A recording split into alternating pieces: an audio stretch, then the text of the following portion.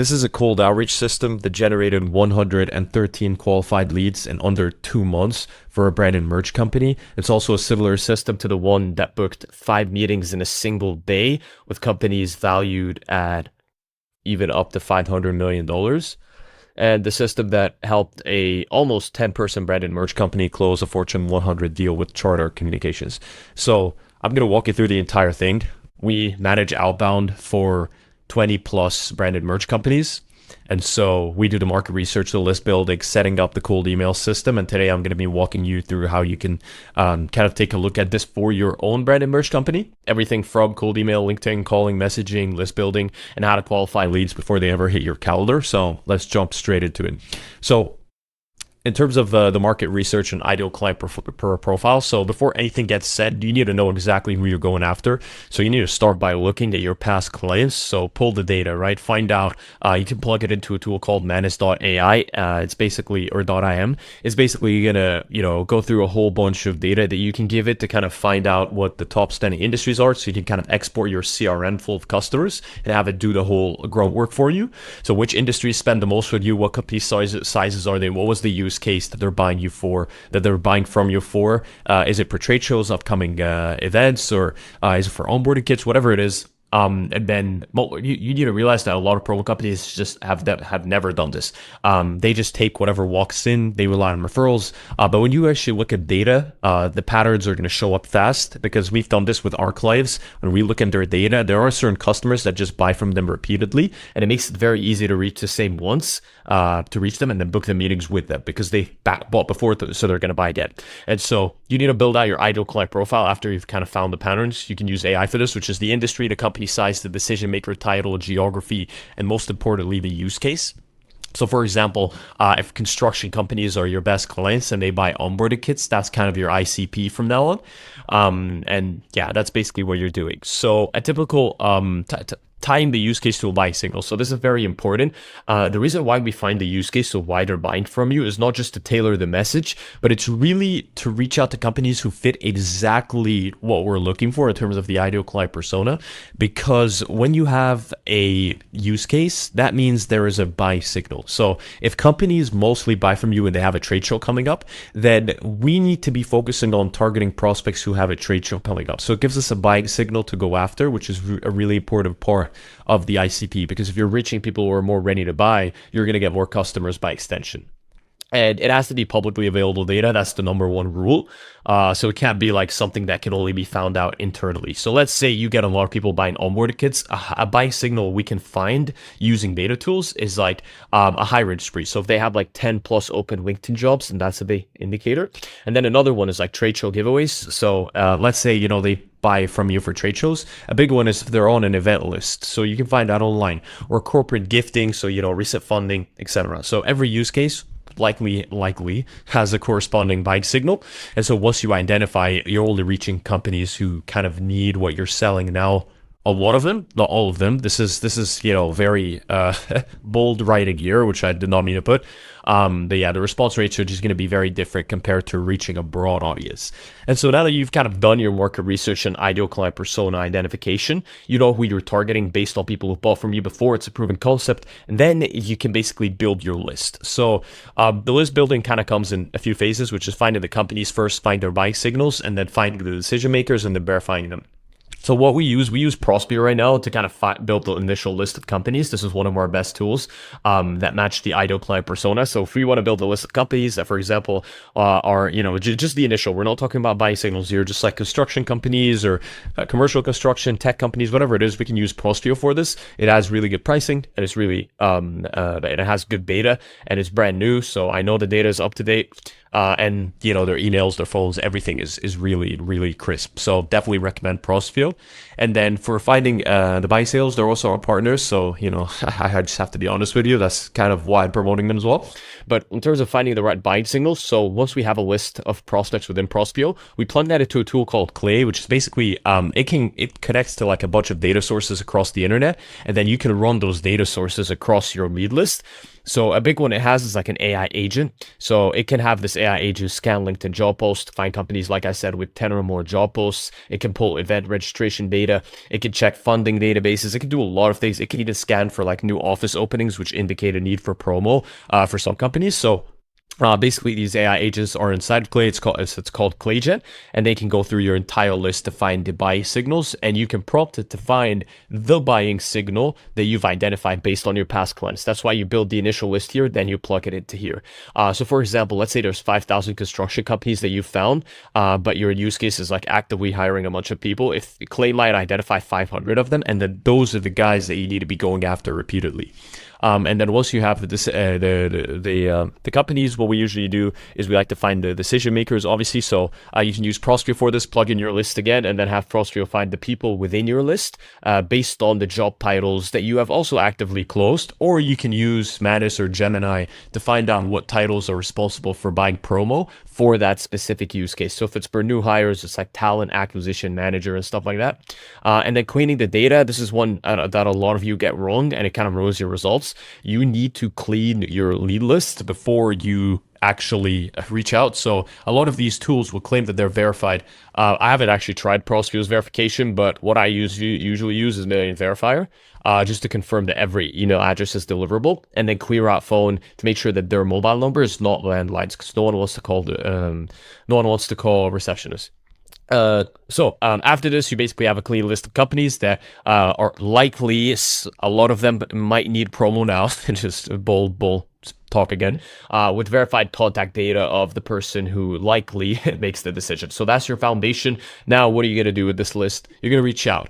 And the best 3 outreach channels that you can use are obviously the only ones for the most part for B2B, which is email, LinkedIn, and, through phone. So you want to hit the prospects you want to hit all of these prospects that you have on your list on every single channel to increase the likelihood that they reply. Because now you have a bunch of high intent leads. You need to reach all of them as much as you can to book as many meetings as possible so you can scale your company.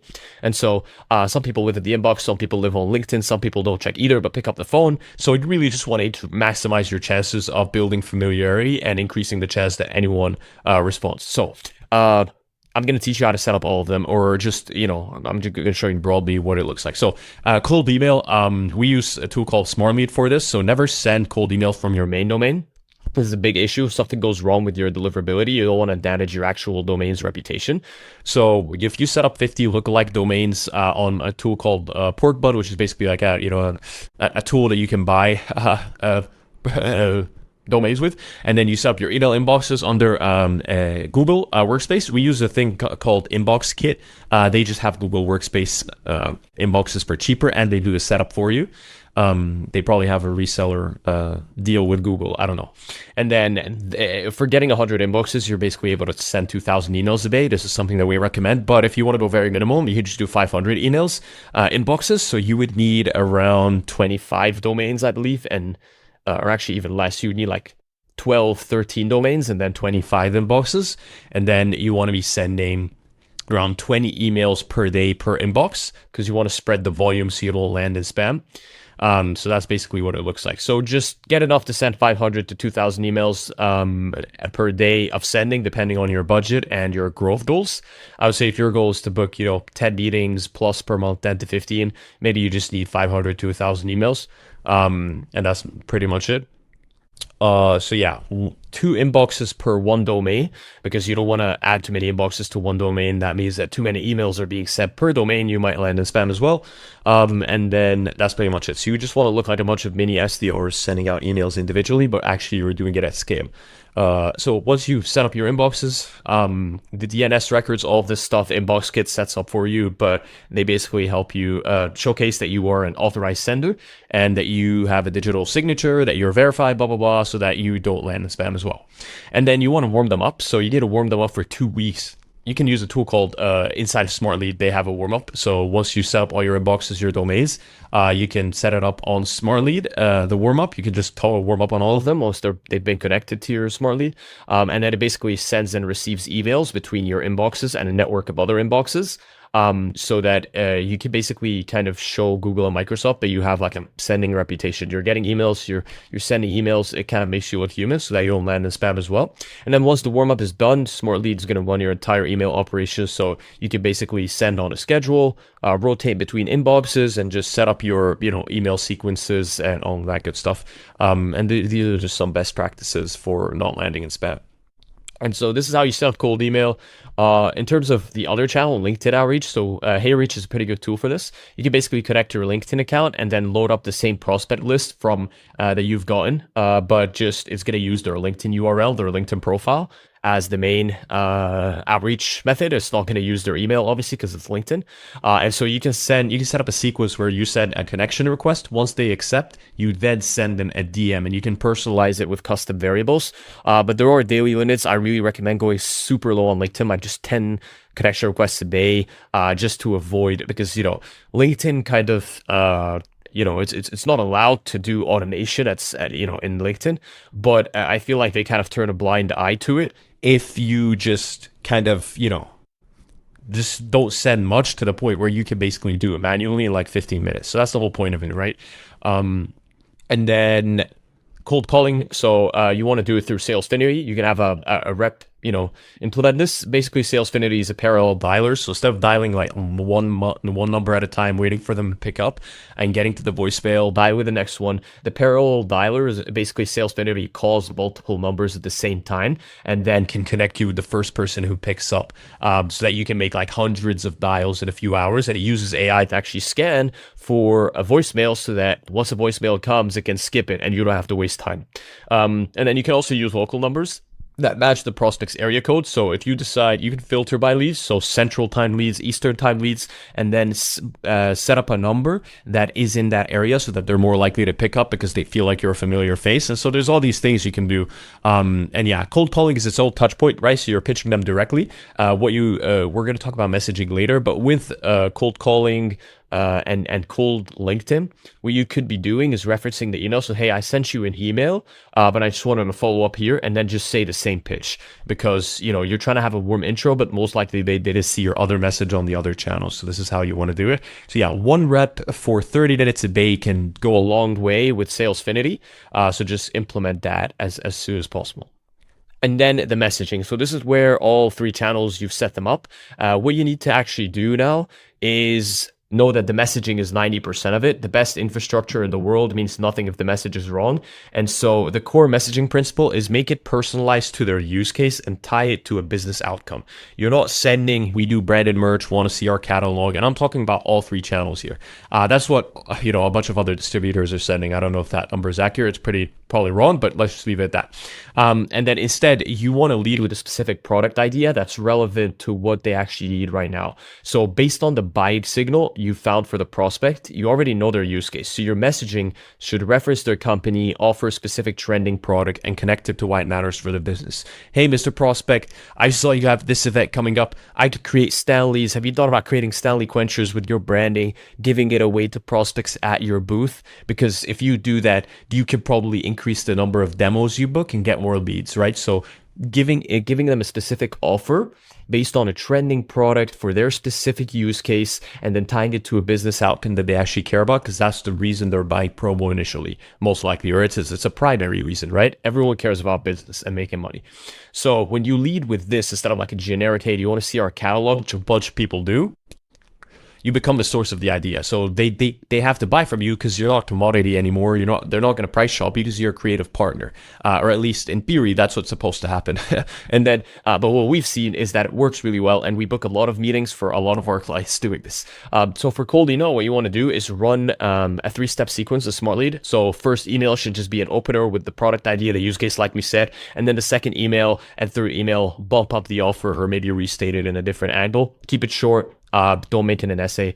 For LinkedIn, same thing, same format as email, but maybe just a little bit, you basically send like a connection request note with like 1 or 2 sentences. Once they accept, the next step in the sequence should be maybe a little bit deeper into the product idea. LinkedIn messages are shorter, more casual than email, because that's how people communicate on that platform. And then for cold calling, you just pitch them directly, introduce yourself, what you do, the product, the use case, all that good stuff.